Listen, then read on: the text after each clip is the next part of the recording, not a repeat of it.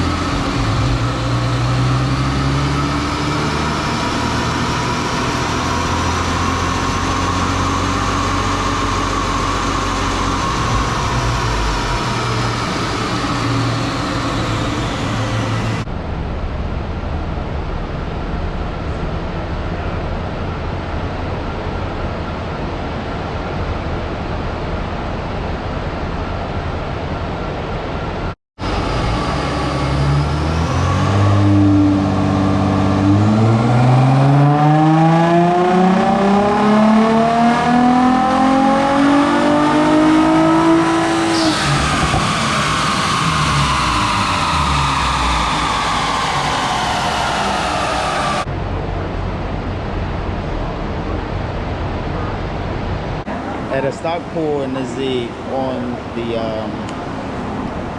this thing I'm gonna dig up, it was pushing 235 horsepower already, and that was at stock with no tune.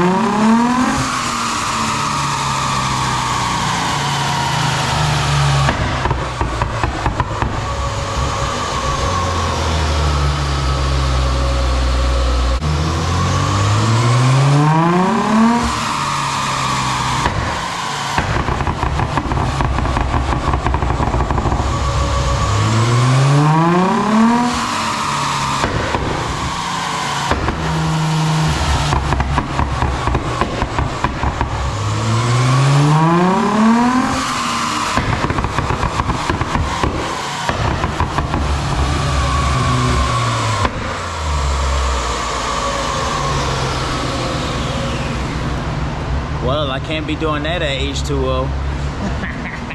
So after my first tune on the Silver Bullet, you know, the Z, this dyno is also reading 12% lower than regular dynos.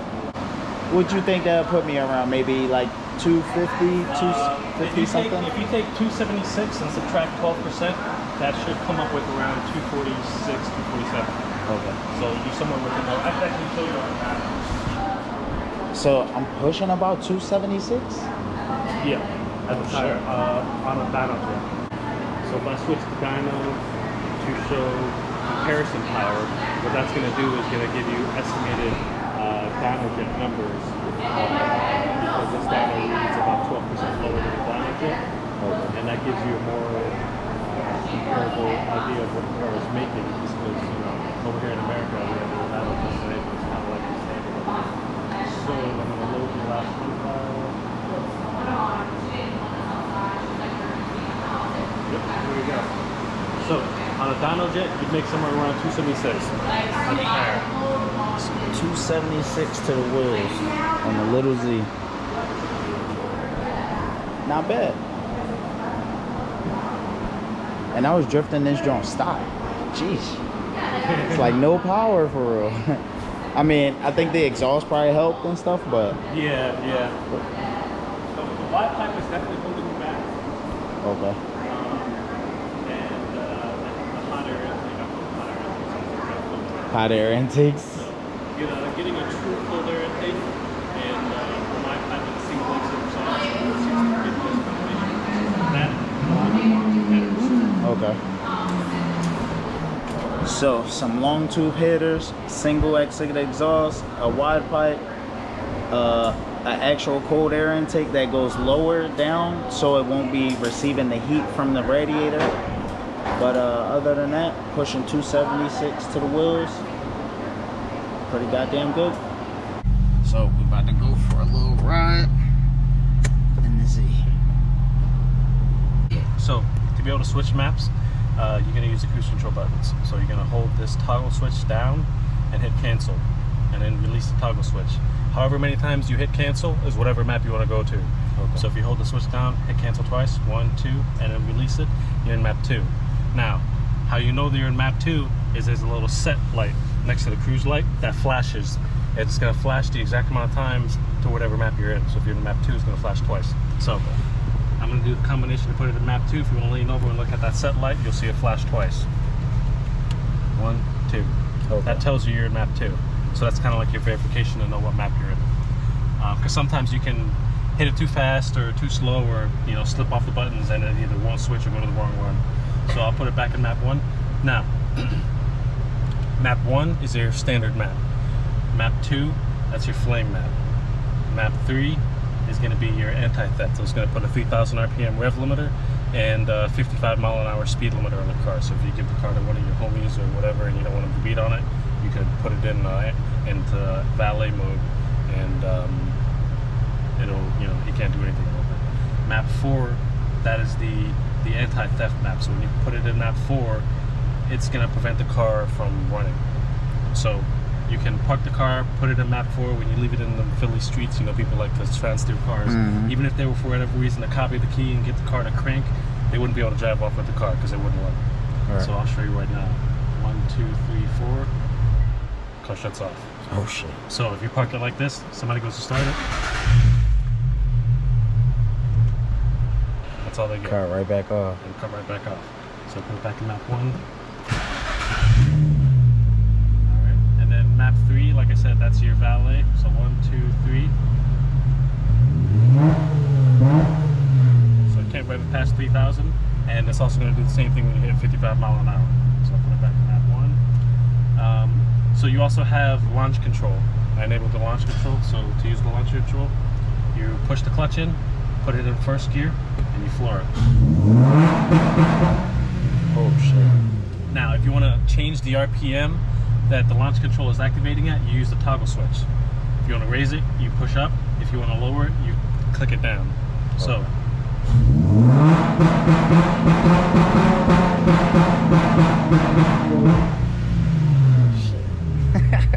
So you can find what works best for you for whatever you're going to be doing.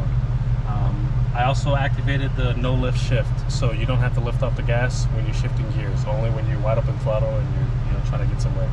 So you're going to have to trust the system and get comfortable with it. It's a little bit different, So what's going to happen is when you have it floored, and you're in third gear, for instance, all you're going to do is clutch down, next gear, clutch out. You're not going to lift off the gas. Now it's very important that you follow that and you don't lift off the gas, because then you'll screw it up. So what's going to happen is when the ECU sees the combination of it being floored and the clutch applied and the gear change process, it's going to limit the engine from banging off of the primary rev limiter and overshooting. Okay. So it's going to pretty much keep it steady. Yep. So that's what's going to allow you to do the no lift shift and just clutch next gear, clutch release, and it's going to give you faster shifting. Okay. That's pretty much it. The flame map. So there's 2 ways you can use the flame map. Some people like to tap the throttle, and what that does is when you find the sweet spot, you can actually create the bang and pop. So every time you tap it, it'll bang and pop for every tap you do. Or you can hold the throttle open and leave it cracked open just a hair while the engine is decelerating, and it'll just continuously bang and pop and bang and pop. Kind of like how you heard on the dyno. So I'll put it in map 1 and we'll go for a ride. You can also shift, you can switch between the maps at any point in time as long as the ignition's on. So engine running, engine not, even while you're moving. Okay. So you can, on the fly, you can switch into your flame map if you want to shoot flames or come out of it or whatever. Okay. my first time being in the passenger seat of this drone. Really?